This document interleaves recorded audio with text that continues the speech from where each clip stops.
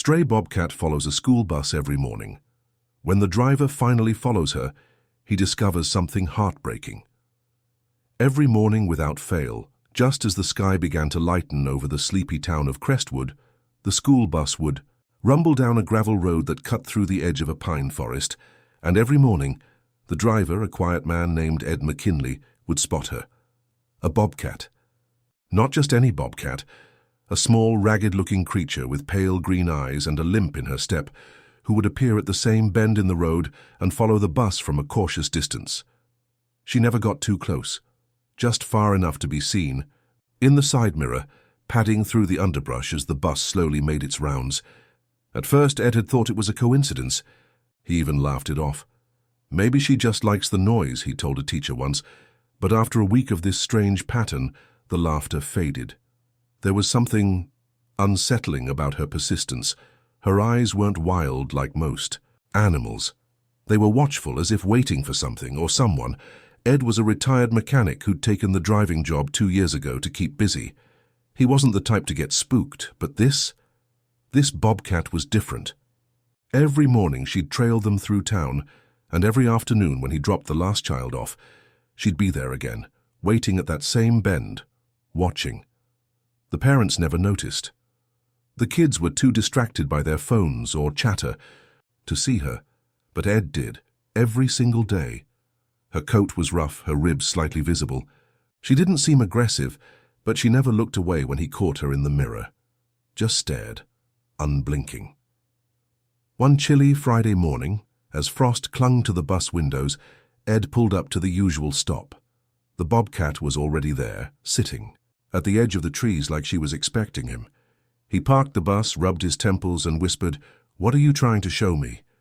Of course, she didn't respond.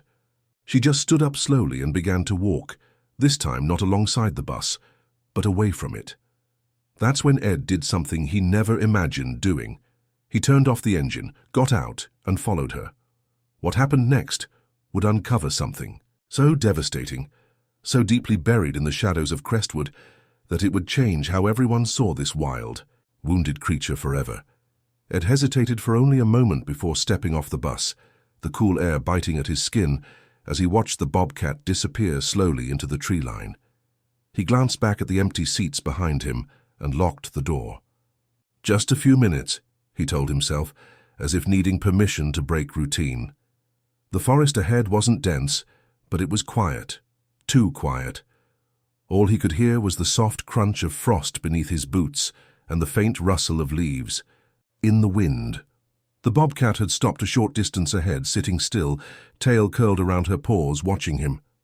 As soon as Ed caught up, she moved again, weaving between tree trunks with an eerie grace, always staying just close enough to be seen, but never letting him come too near. For nearly 10 minutes, they walked like this, man and animal, until the trees thinned and Ed spotted something strange through the branches, a clearing.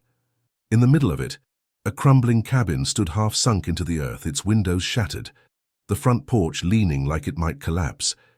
Ed stopped in his tracks. He hadn't known there was any structure out here. The bobcat moved ahead, slipping through the broken porch slats and vanishing into the shadow of the doorway. Heart pounding, Ed approached slowly. The silence was so thick it pressed against his ears. He stepped onto the porch, testing the boards beneath his feet. "Hello?" he called softly, though he didn't expect an answer. He peeked through the open door, his eyes adjusting to the dim interior. Dust hung heavy in the air and old rotted furniture sat like ghosts from another time. Then he heard it, a soft whimper, faint, fragile. Not from the bobcat, but something else. He moved toward the sound, heart in his throat, and rounded a corner. There, curled up in a faded blanket on the floor beside an old wood stove, was a child. A girl, no older than 8 or 9, with sunken cheeks, tangled hair, and eyes that blinked up at him in wide, startled silence. She didn't scream, she didn't move. She just stared. The bobcat sat just a few feet away from her, her green eyes locked on Ed like she was daring him to take one step closer. Ed dropped to his knees, his voice trembling. "Hey there. It's okay. You're safe now." But even as he spoke, he couldn't make sense of what he was seeing. A child, alone, in a crumbling cabin in the woods, and a wild animal, guarding her like a sentinel. The girl opened her mouth to speak, but no sound came out, just a single tear slipping down her cheek. That was all Ed needed. He reached for his phone with shaking hands and dialed emergency services. As the operator answered, he looked at the Bobcat again. She didn't flee. She didn't growl. She just stared, calm, tired, and unblinking, like her job here was almost done. The operator's voice on the other end of the line brought Ed back to the present. He struggled to find the words, stumbling through his explanation.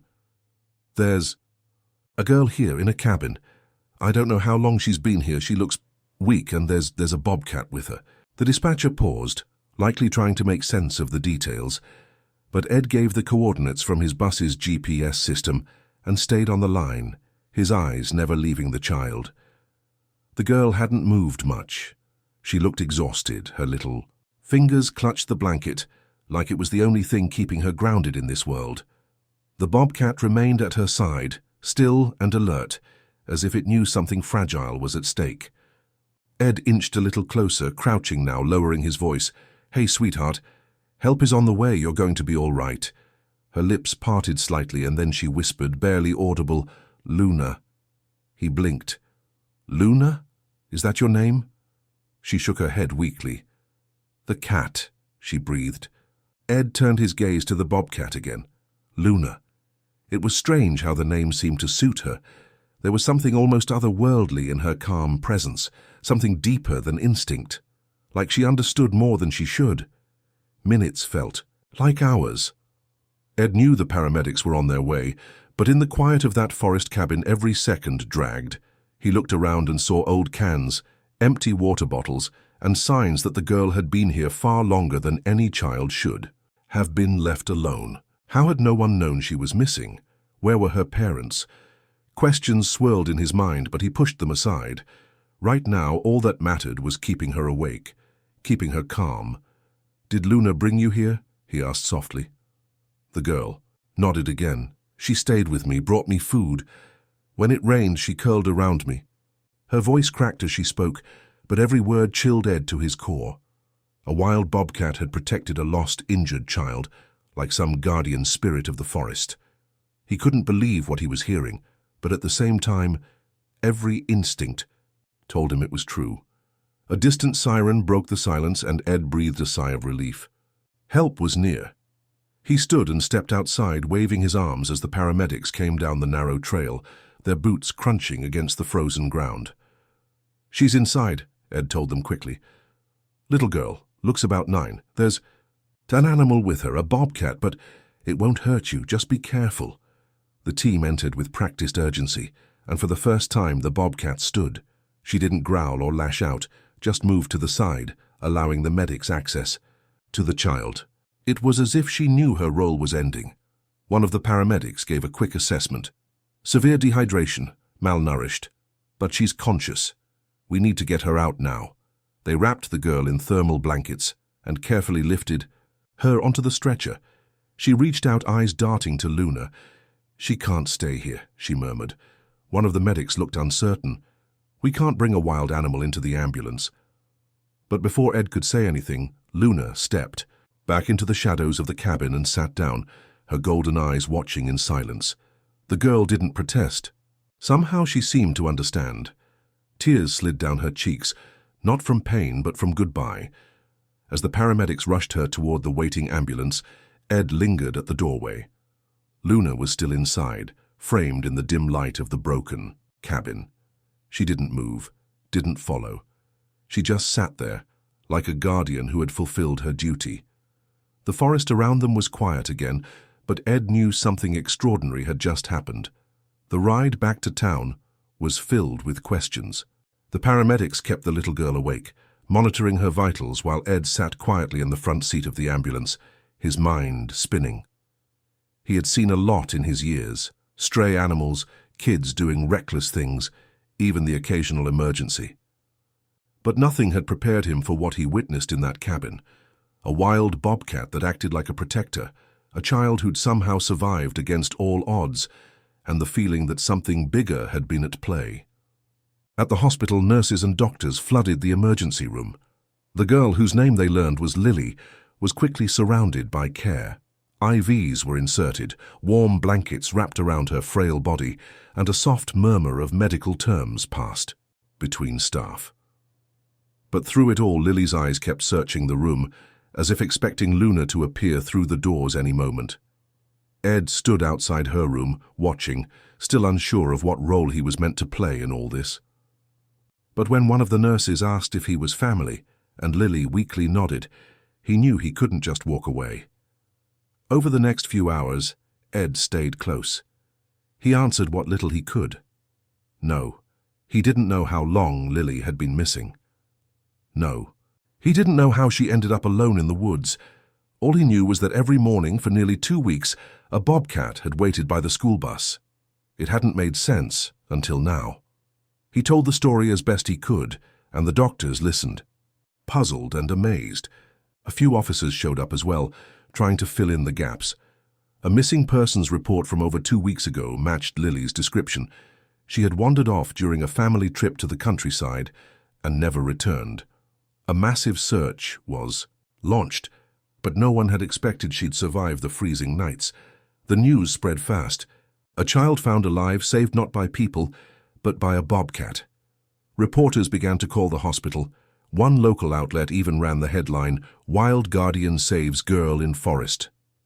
Ed didn't care much for the attention, but when they asked him what he thought had happened, he just said, "That animal wasn't wild, not completely. She was sent for that child." Back at the hospital, Lily had started to regain her strength. She spoke more, even smiled faintly. But every night before sleeping, she whispered to the window, "I hope Luna's okay." Her bond with the bobcat wasn't something anyone could quite understand, but no one denied its power. The doctors said that without some form of warmth and companionship, Lily might not have made it through those nights.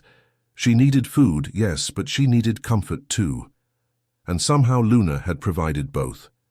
A few days later, something strange happened. One of the nurses called Ed to the lobby. "You might want to see this," she said. He stepped outside and froze. Across the hospital parking lot near the tree line sat a familiar figure, Luna. She wasn't pacing or hunting, just sitting, her eyes fixed on the building. Ed's breath caught in his throat. She had found her way to the hospital, carefully. He stepped forward, keeping a respectful distance. Luna didn't move. She watched him quietly, her ears twitching in the cold breeze. Ed didn't try to approach. Instead, he just whispered, "She's okay. You did it." For a moment it felt like Luna understood. She stood, gave a soft chuff, a low, almost purring exhale, and then turned, disappearing back into the woods. When Ed told Lily what he had seen, her eyes lit up. "She came to check," she whispered. "She wanted to make sure I was safe." And, just like that, the girl who had been silent for so long began to heal, not just physically, but emotionally too. Because deep down she knew something no one else could explain. She hadn't been alone. She had been protected, watched over by something wild, yes, but also something deeply loyal. Luna wasn't just a bobcat. She was a friend. Weeks passed, and the hospital room that once echoed with silence slowly transformed into a space filled with warmth, light, and quiet strength. Lily's cheeks had regained their color. She began walking again with the help of physical therapy, and her voice, once a weak whisper, now carried the soft ring of hope. Nurses would often stop by even off duty just to talk with her. Doctors who had seen hundreds of patients still said they'd never seen a child recover like this, not just in body, but in spirit. But there was still one shadow in her heart, Luna. Every morning Lily would look out the hospital window, hoping for another glimpse, and every evening, just before the sky turned gold, she'd sit quietly and draw. Always the same thing, a bobcat beside a little girl under the trees. Her parents, who had been reunited with her only days after the rescue, didn't quite understand. They were grateful beyond words to have her back, but they hadn't seen what she had lived through. They hadn't felt the brush of soft fur warming her against the cold. They hadn't heard the growls in the dark when something tried to come too close. One afternoon, Ed visited again. He brought her a sketchbook and a gift, a necklace shaped like a bobcat paw. "For when you miss her," he said with a small smile. Lily took it carefully, eyes wide with wonder. "Do you think she's okay?" she asked. Ed hesitated. He wasn't one to make promises about wild animals, but this time he nodded. "I think Luna knows you're safe now. She did her part, and maybe she's watching from out there still, just not too close." That evening, something extraordinary happened. It had rained earlier in the day and the hospital grounds were wet and quiet. Lily, now able to walk short distances, had insisted on going to the courtyard with her mom. She wanted fresh air. They stepped outside, the breeze cool on their faces. The sky had cleared, and the stars began to peek through the soft dusk. Then, Lily stopped. She pointed to the far side of the courtyard. In the shadows near the edge of the tree line, a shape stood still. Her mother squinted, unsure, but Lily's breath caught. "It's her," she whispered. "It's Luna." The figure didn't move forward. She stood tall, proud, a silhouette of wild grace under the moonlight, just watching. Lily didn't try to run or call out. She knew. This was goodbye. One last visit. One last moment to say everything without saying a word. She raised her hand slowly, fingers trembling, and waved. Luna tilted her head slightly, as if in acknowledgement, and then, quietly, she turned and slipped back into the forest, vanishing. Like a dream, but leaving behind something no one could ever take away. Lily didn't cry. She smiled, a soft, knowing smile. Later that night, Ed stood under the same stars, looking toward the hills where Luna had disappeared. He had driven back to the edge of the woods alone, not expecting anything. But somehow, he felt it too, that quiet farewell. It was strange how something wild could leave such a lasting imprint on everyone it touched. Back at the hospital, Lily placed the bobcat necklace on her nightstand before bed. Her mom tucked her in, brushed her hair back gently, and kissed her forehead. "Do you want to pray tonight?" she asked softly. Lily shook her head. "No," she said, still smiling faintly. "I already did. I told God thank you for sending Luna." And in that small hospital room, filled with soft breathing and warmth, a story that began with a wild animal outside a school bus had come full circle. It wasn't about survival anymore. It was about something deeper, about bonds that don't need words, about love that doesn't need to be human to be real, and about how sometimes angels wear fur and walk on four paws.